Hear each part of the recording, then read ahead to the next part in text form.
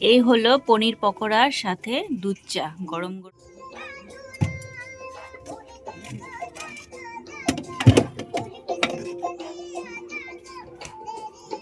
দুপুরবেলা রান্নাঘরে চলে এসেছি আর আমি এখন করব হলো পনিরের পকোড়া।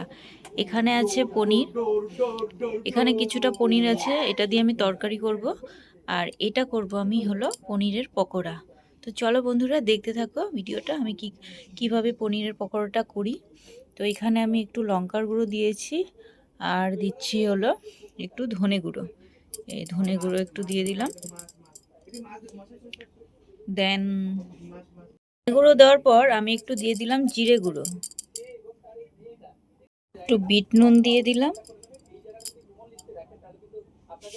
আমি পনিরগুলোকে ম্যারিনেট করে নিচ্ছি।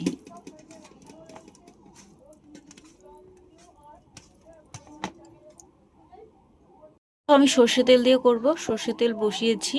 যেহেতু আমার কাছে এখন রাইস ব্রেন অয়েলটা নেই, রিফাইন অয়েল তো আমরা খাই না, তো করবো। চলো বন্ধুরা দেখতে থাকো।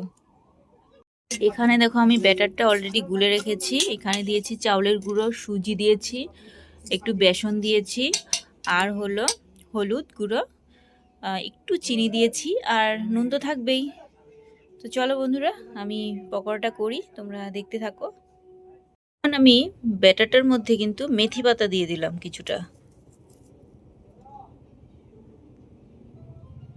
ভালো করে মিশিয়ে নিই।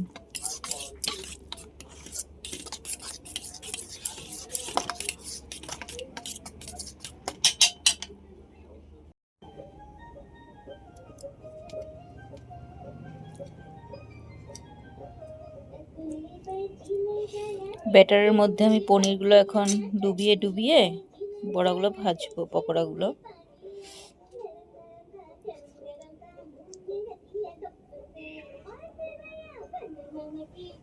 তেল গরম হয়ে গেছে, আমি এক এক করে দেখো অনেকগুলো বড়া এখন তেলে ছেড়ে দিয়েছি। তো আমি ভালো করে এটা ভেজে নেব।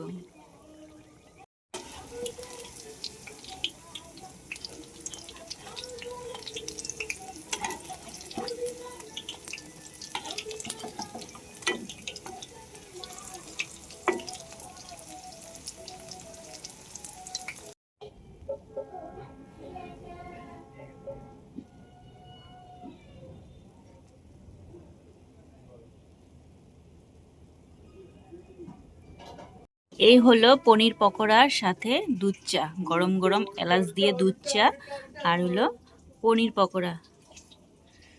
তো আমি এখন দিয়ে আসি আমার হাজবেন্ডকে, ওর সাথে আমিও খাবো চাটা, চা আমিও খাবো। বড় অফিস থেকে আসছে, গরম গরম চা দিয়ে আসি।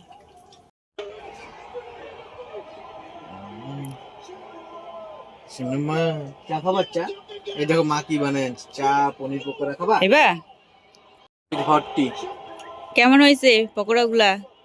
দারুন, পনির পকোড়া আমি কিন্তু ফার্স্ট টাইম বানালাম, যেমনই হয়েছে খেয়ে নাও। ভালো হয়েছে, খুব ভালো। আচ্ছা ঠিক আছে, থ্যাংক ইউ।